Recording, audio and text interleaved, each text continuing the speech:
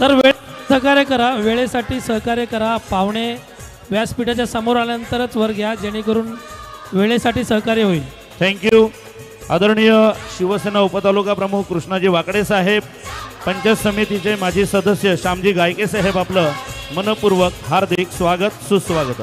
यानंतर आपल्या समोर युक्तिका राकेश शेलार आडवा डोंगर सादर करत आहे आणि ज्या पाहुण्यांची नाव घेतली आहेत त्यांनी या गीतानंतर व्यासपीठावर यायचं आहे ही विनंती। डीजे आडवा डोंगर।